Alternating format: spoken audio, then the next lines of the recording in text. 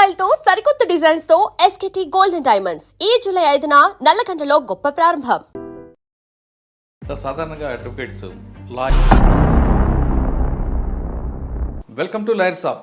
ఈ వారం మన గెస్ట్ ఖమ్మం జిల్లాలో ప్రముఖ డిఫెన్స్ అడ్వకేట్ బి శ్రీనివాసరావు గారు ఉన్నారు. శ్రీనివాసరావు గారు అడిగి ప్రతి కేసులో ఎందుకు నిందితులకు శిక్ష పడట్లేదు, ఎందుకు తప్పించుకుంటున్నారు విషయాన్ని సార్ అడిగి తెలుసుకున్నాం. సార్ నమస్తే. నమస్తే సార్, సాధారణంగా అన్ని కేసులు చూస్తుంటే కేసు ఎఫ్ఐఆర్ ఇష్యూ అయిన తర్వాత నుంచి ఇన్వెస్టిగేషన్ వరకు ఉన్న హడావడి చార్జ్ షీట్లోకి తగ్గిపోతుంది. తర్వాత కన్విక్షన్ డేట్ వచ్చేసరికి పూర్తిగా పడిపోతుంది. ఏదో ఒక కేసులో అక్విటల్ వస్తుంటుంది, కొన్ని కేసులు కన్విక్షన్ డేట్ చాలా తగ్గిపోతుంటుంది. అక్విటల్ ఎక్కువ రావడానికి ప్రధాన కారణం, కన్విక్షన్ రావడం తగ్గిపోవడానికి ప్రధాన కారణం. ఈ రెండు విషయాలు చెప్పే ముందు ఒకసారి శ్రీనివాస్ గారు కుటుంబ నేపథ్యం, శ్రీనివాస్ గారు ఎందుకు లాయర్గా రావాలనుకున్నారు? యాక్చువల్గా మాది ఇక్కడ పక్కన ఉన్న కొదుమూరు గ్రామం సార్. అక్కడ నాన్నగారు పటవారి గారు చేశారు. మా చిన్నప్పుడు ఎడ్యుకేషన్ మొత్తం కూడా అక్కడైంది. తర్వాత ఖమ్మం వచ్చాము. ఖమ్మం తర్వాత నేను డిగ్రీ ఎల్ఎల్బి మొత్తం కూడా హైదరాబాద్ వివి కాలేజీలో డిగ్రీ చేశాను. పడాల రామరెడ్డి లా కాలేజీలో లా చేశాను సార్. ఎల్లారెడ్డి కూడా. సో అక్కడ చేసిన తర్వాత అక్కడ కొన్ని రోజులు హైకోర్టులో ప్రాక్టీస్ చేశాను సార్. సో మెయిన్ టైము మా బ్రదర్స్ కానీ మేము కానీ ఒక స్కూల్స్ అట్లాంటివి ఎస్టాబ్లిష్ చేసుకుంటూ ప్లస్ నా ప్రాక్టీస్ స్టార్ట్ చేసుకుని 2001లో ఖమ్మం వచ్చాను సార్. వచ్చిన తర్వాత ఇక కంటిన్యూగా ప్రాక్టీస్ ఇక్కడనే స్టార్ట్ చేసుకున్నాను, ఇక్కడనే కంటిన్యూ అవుతున్నాను. సో ఒకటి మీరు అడిగిన దానికి ఏంటంటే మీరు ప్రాక్టీస్ స్టార్ట్ అయ్యేంతో మీ ఫస్ట్ గురువు గారు ఎవరండి? ఫస్ట్ గురువు గారు నిజామాబాద్ అక్కడ ప్రాక్టీస్ చేసి హైకోర్టుకు ప్రాక్టీస్కి వచ్చారు సార్. నజీరు ఖాన్ అని చెప్పేసి వారు వచ్చారు సార్. వారు వచ్చిన తర్వాత హైకోర్టులో ప్రాక్టీస్ కంటే లోయర్ కోర్టులో ప్రాక్టీసే బాగుంటుందని మా నాన్నగారు అడ్వైజ్ చేశారు. ఎందుకంటే లోయర్ కోర్టులో అంటే మా నాన్నగారు పటవారీ చేశారు కాబట్టి పబ్లిక్లో అట్రాక్షను, పబ్లిక్లో మనం మాట్లాడాల్సింది ఏముంటుందని చెప్పేసి నాన్నగారు చెప్పారు. కాబట్టి లోయర్ కోర్టు అడ్వకేట్ అని చెప్పేసి senior advocate Rangareddy, LB Nagar Rangareddy కోర్టులో ఎన్ పాండంగారెడ్డి గారని ఆయన గారి దగ్గర చేరాను సార్. ఆయన గారి దగ్గర నేను ఒక 13వ జూనియర్ని. మా అందరం కూడా చాలామంది అంత సీనియర్ అడ్వకేట్ల దగ్గర చేరడం కూడా అప్పట్లో చాలా కాంపిటీషన్గా ఉండేది సార్. 1994లో అంటే అడ్వకేట్స్ ఆ అడ్వకేట్స్కి ఈ అడ్వకేట్స్కి చాలా కాంపిటీషన్ ఉండేది. జూనియర్స్ కూడా అంతే వర్క్ ఉండేది సార్. మాకు ఈచ్ అండ్ ఎవ్రీ వర్క్ మేము ఈరోజు వర్క్ నేర్చుకున్నాము అంటే అదంతా సీనియర్లు చేసింది. సెకండ్ 2001లో ఇక్కడ ఖమ్మం వచ్చిన తర్వాత మా గురుగారైన అలకార శ్రీరామరావు గారి దగ్గర ఆయన గారి దగ్గర చేశాను సార్. సో సార్ దగ్గర చేసినప్పుడు కూడా ఒక విధమైన ఏంటంటే ఆయన ఫ్రీడమ్ వదిలిపెట్టేవారు. ఎంత ఫ్రీడమ్ అంటే మనం వర్క్ చేయగలిగితే ఎంతేం చెయ్యి, నువ్వు ఎంత చేసుకుంటావో ఇండివిజువాలిటీ ఇచ్చేవాడు. ఒక కేసు మీద వాదించగలను నువ్వు అని చెప్పేసి అనుకుంటే వాదించు, ఎక్కడ భయపడక్కర్లేదు, కాంప్రమైజ్ కావద్దు అని చెప్పేసి ఆ యొక్క ఇదితోని ఆయన యొక్క స్ఫూర్తితోని వచ్చాను. తర్వాత 2006 నుంచి ఇండివిజువల్ ప్రాక్టీస్కి వచ్చాను సార్. ఓకే, మీరు లా ఎందుకు చేయాలనుకున్నారండి? లా అంటే సార్ యాక్చువల్గా మా నాన్నగారి కోరిక ఏంటంటే వాళ్ళ తాతలు ఒక ఆయన లక్ష్మీనారాయణరావు గారని, మా నాన్నగారి పేరు కూడా లక్ష్మీనారాయణరావు, వారి తండ్రి వాళ్ళు కూడా అప్పట్లో వకాలత్ తీసుకున్నారు. వాళ్ళు వకాలత్ చేశారు. అప్పట్లో చేశారు కల్లా దాని మీద ఆయనకు కూడా ఎవరో ఒకరు చేస్తే బాగుంటుంది, మేము 4 కొడుకులం మా నాన్నగారికి, ఎవరో ఒకరు చేస్తే బాగుంటుంది అని చెప్పేసి నన్ను అడిగారు.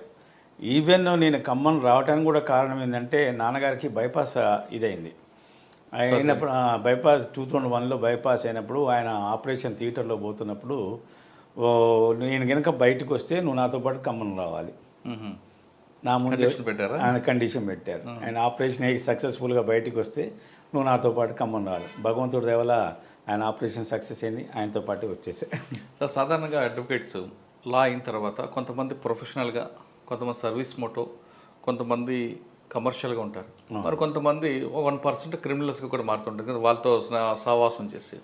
ఈ మూడిట్లో మీరు ఏది ఎంచుకున్నారు, కమర్షియలా, ప్రొఫెషనలా, సర్వీస్ మోటో? ఓన్లీ ప్రొఫెషనలే సార్. నేను ప్రొఫెషనల్గా ఎందుకు అనుకుంటున్నానంటే మీరు అడిగిన ఈ పాయింట్స్లో ఈ రోజుల్లో ఉన్న అడ్వకేట్స్ క్రిమినల్ నేచర్ ఉందంటున్నారు, కొంతమంది బిజినెస్ అని చెప్పేసి ఏదో చదువుకున్న తర్వాత బిజినెస్లో పెట్టుకుంటూ ఇది చేసుకున్న అని చెప్పేసారు. అంటే ఒకటేందంటే సార్, వస్తున్న మార్పుల వల్ల, ఈ రోజుల్లో వస్తున్న మార్పుల వల్ల ఆ రోజులో మేము నేర్చుకున్న దగ్గర నుంచి మేము ఎలా నేర్చుకున్నాము, 1994లో మేము చేరినప్పుడు కానీ 80 దగ్గర నుంచి నేర్చుకున్న ఏ ఒక్క జూనియర్ అయినా కూడా ప్రతి వర్క్, ఈవెన్ క్లర్క్ చేసే వర్క్, మున్షి చేసే వర్క్ కూడా మాకు నేర్పేటోళ్ళు. అవును, సీనియర్స్ ఆ విధంగా ఉండేవారు. రాత్రి 11 మా శ్రీరామరావు గారి ఆఫీస్లో 365 డేస్ మాకు డే అండ్ నైట్ ఆఫీస్ ఉంటుంది. మేము ఎప్పుడు ఇంటికి వెళ్తామో తెలియదు, ఎప్పుడు అన్నం తింటామో కూడా తెలియదు. అలా వర్క్ నేర్చుకున్నాం. మేము చాలా హార్డ్ వర్క్ చేసుకున్నాం. ప్రతి వర్క్ నేర్పారు. మాకు ఇంకోటి ఏంటంటే సార్, మేము ఈ రోజుల్లో వస్తున్న ఈ వ్యవస్థలు మారటం వల్ల వస్తున్నాం ఈ యొక్క మీడియాలు కానీ ఈ యొక్క విషయంలో కానీ ఈ అన్ని మార్పుల వల్ల ఈ లా ప్రొఫెషన్లో కూడా చేంజెస్ వచ్చినాయి. లా ప్రొఫెషన్లో కూడా చాలా చేంజెస్ వచ్చినాయి. పబ్లిక్లో కూడా మోటివ్ ఎక్కువైపోయింది. కోర్టు అంటే ఒక విధమైన భావన ఏర్పడది. ఒకప్పుడు కోర్టు అంటే ఒక విధమైన భయం ఉండేది.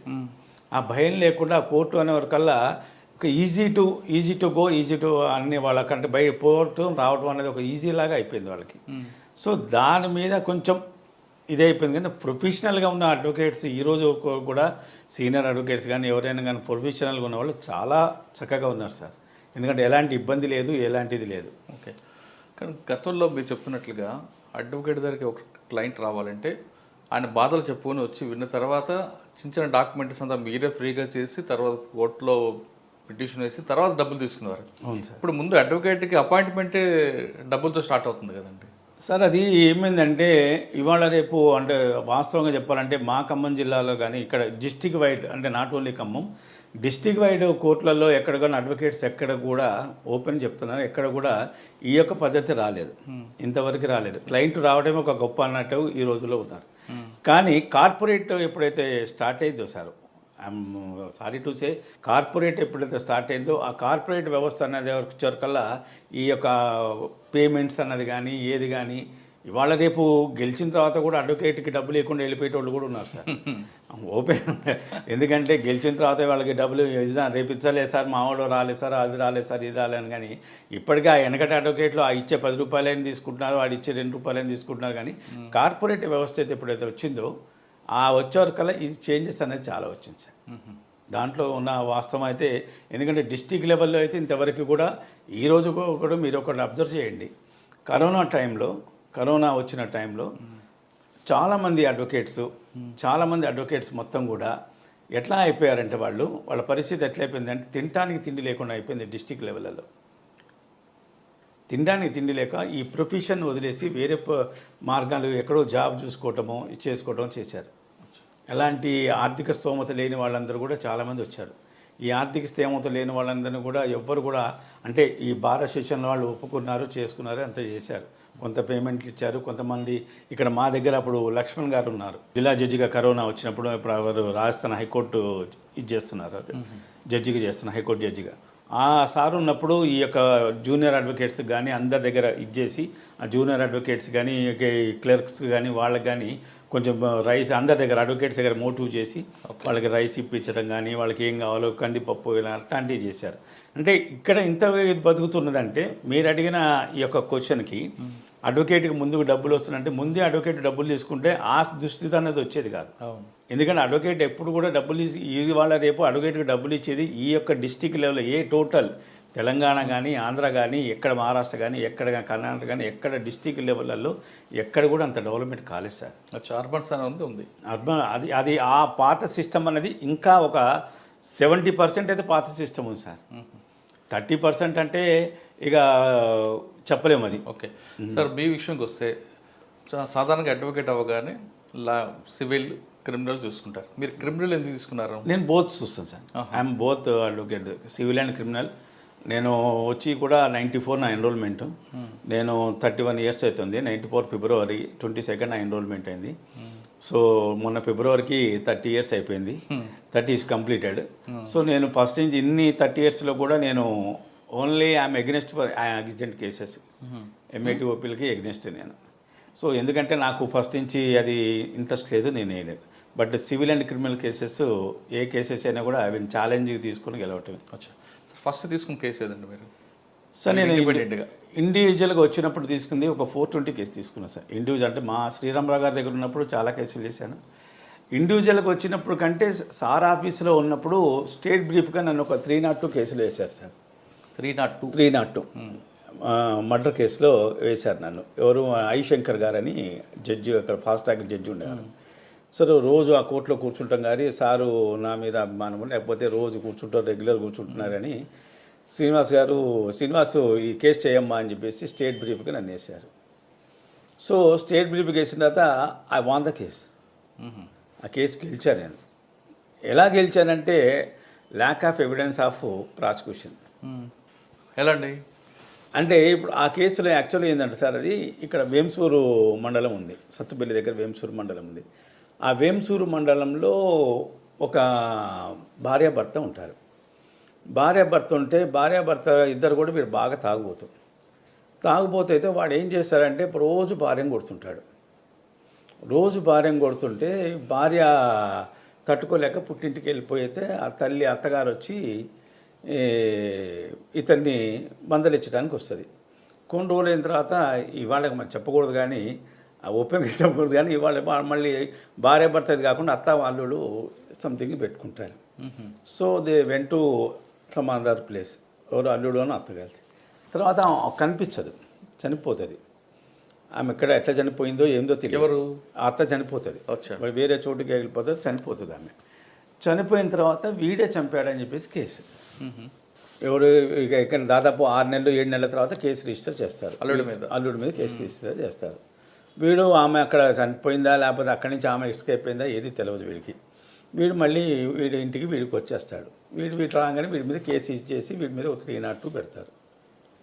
302 పెట్టారు కదా, ఆ 302ని ఎట్లా ఎస్టాబ్లిష్ చేయాలనేది చేయలేకపోయారు.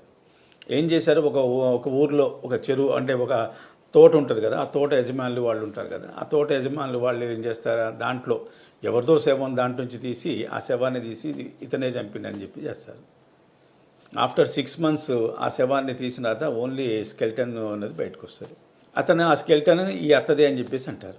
ఎక్కడ కూడా ఈ యొక్క బాడీ స్కెల్టన్కి కానీ లేకపోతే ఒక బిడ్డది కానీ భర్తది కానీ కొడుకులది కానీ ఎక్కడ దేని టెస్ట్ చేయరు. మోరవర్ ఆ స్కెల్టన్లో పెట్టిన తర్వాత మొత్తం కూడా బాడీ మొత్తం చీర కట్టి చేసి గాజులో ఒకటి పెడతారు, MO2 MO1 అని పెడతారు. MO2 MO1 పెట్టేసిన తర్వాత ఫస్ట్ MO1 ఒక కర్ర పెడతారు సార్, మామూలు ఒక కర్ర పెట్టేస్తారు. MO2 గాజులు పెడతారు. MO3 వచ్చేకల్లా ఏముండదు. సో నేను ఇదంతా ఓన్లీ టెక్నికాలిటీ మీదనే కేసు గెలిచాను. DNA ఉండదండి? DNA ఉండదు, ఏముండదు. DNA చేస్తారు. DNA చేసిన తర్వాత ఆ బాడీకి అసలు దానికి సంబంధించిన వీళ్ళ బ్లడ్ కానీ వీళ్ళ బోన్స్ కానీ ఏది కానీ సంబంధం మ్యాచ్ కాదు. సిద్ధార్థ మెడికల్ కాలేజ్ విజయవాడ దగ్గర నుంచి చేస్తారు. చేసిన తర్వాత వాళ్ళకి ఏమవుతుందంటే ఈ MO1 కర్ర తీసుకొచ్చి పెడతారు సార్, MO2 గాజులు తీసుకొచ్చి పెడతారు, MO3 జాకెట్ కూడా పెడతారు. జాకెట్ ఒకటి పెడతారు. ఆమె పెట్టిన తర్వాత నేను మెడికల్ దాంట్లో మెడికల్ డాక్టర్ వస్తే FSR డాక్టర్ వస్తే డాక్టర్ని అడిగాను, sir there is any possibility ఈ యొక్క కర్రతోని MO1 ఈ కర్రతోని మనిషిని కొడితే చచ్చిపోతాడా అంటే చెయ్యి కూడా ఎరగదు సార్ ఈ కర్రతో అన్నాడు.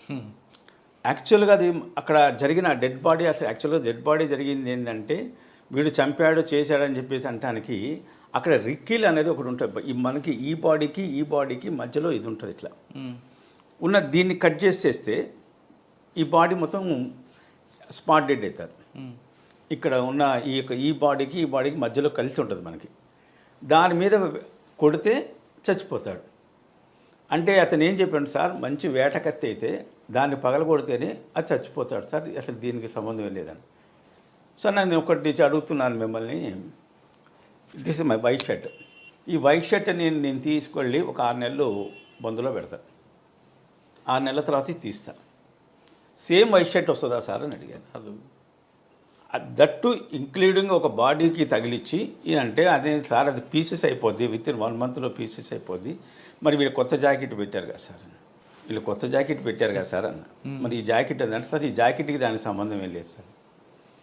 సరే ఇంకొక క్వశ్చన్ అడుగుతున్నాను, గాజులు పెట్టారు, ఆ గాజులు ఏం చేశారంటే బాగా అంటే పగిలిపోయినట్టు చేసి పెట్టారు. బాడీకి ఎప్పుడైనా కూడా గాజు అంతే ఉంటుంది తప్ప పగిలిపోయారు బయటికి. మరి ఇన్ని పీసులు పెట్టారంటే మనకి బఠానీలు ఉంటాయి చూడండి, ఆ బఠానీలు పెట్టినట్టు పెట్టారు. మరి ఇన్ని పెట్టారు కదా సార్, ఇట్లా పెట్టారంటే అసలు దానికి ఛాన్సెస్ ఉండవు సార్ అని చెప్పేసి. సో అంటే ప్రాసిక్యూషన్ అన్నది కరెక్ట్గా ఎస్టాబ్లిష్ చేయబడడం వల్ల ఒక లాయర్గా నేను గెలిచాను ఫస్ట్ కేసులో. ఇంకా తర్వాత 420 కేసెస్లో పెడతారు సార్. 420 కేసెస్లో యాక్చువల్లీ 420 కేసుల్లో మెటీరియల్ ఎవిడెన్స్ కావాలి. ఎక్కడ కూడా చూడండి కరెక్ట్ ఎస్టాబ్లిష్మెంట్ అనేది 420 కేసులో మెటీరియల్ ఎవిడెన్స్ పెట్టరు. వాళ్ళు కనుక కరెక్ట్గా మెటీరియల్ ఎవిడెన్స్ పెడితే లాయర్కి చాలా ప్రాబ్లం ఉంటుంది. సార్ ఫస్ట్ చెప్పిన కేసులో అసలు యాక్చువల్గా ఏం జరిగింది? అసలు ఎవరో చనిపోయారు, వీడి మీద ఒక మర్డర్ కేసు పెట్టారు. బాడీ కోసం తీసుకొచ్చి పెట్టారు. వీడు అంటే ఆమె ఎక్కడ ఉందో తెలియదు, వీడికి ఆమె దగ్గర వీడి దగ్గర ఇద్దరు కలిసిపోయారు సార్. ఆమె అక్కడి నుంచి వెళ్ళిపోయింది, ఎటు వెళ్ళిపోయిందో తెలియదు ఆమె. వీడు ఊరికి వచ్చేసాడు, ఆమెకు ఇక్కడ పెళ్ళాం పిల్లలతో ఇది లేదు, అటు అత్తతో పోతే అత్తతో లేదు అని చెప్పి వీడు ఊరికి వచ్చాడు. ఊరికి వచ్చాకల్లా వీడి మీద కేసు పెట్టి ఏదో ఒక బాడీ తీసి వీడి మీద కేసు చేశారు, కేసు ఎస్టాబ్లిష్ చేశారు. దాని మీద మన ఆ కేసు ఎస్టాబ్లిష్ చేసినా కూడా, అంటే ఒక ఫేక్ కేసు ఎస్టాబ్లిష్ చేసినా కూడా కరెక్ట్ ఎస్టాబ్లిష్మెంట్ అనేది లేదు. ఇప్పుడు మాకేమొస్తుంది, మేము అడిగే క్వశ్చన్స్ కానీ మేము రేజ్ చేసే క్వశ్చన్స్ కానీ ఎట్లుంటాయి సార్? సపోజ్ మాకు అంటే నేను యాజ్ ఏ అడ్వకేట్గా I want to win my case. అవును. ఎలా గెలవాలనేది నేను ఆలోచన, మెడికల్ టెర్మినాలజీ కానీ ఏదైనా కానీ ఎట్లయినా కానీ ఏ విధంగా మనం డౌట్ దొరుకుతుంది, ఎక్కడ దొరుకుతుందో అని చూస్తాం. అవును. సాక్ష్యాలు అన్నది మామూలు సాక్ష్యాలు అన్నది వాళ్ళు చెప్తుంటారు చేస్తుంటారు, అదంతా మనం చూస్తుంటాం. మెయిన్ వచ్చేవరకల్లా ఈ బెనిఫిట్ ఆఫ్ డౌట్తోనే ఈ యొక్క వీడితోనే మనం గెలుస్తాం సార్. ఓకే.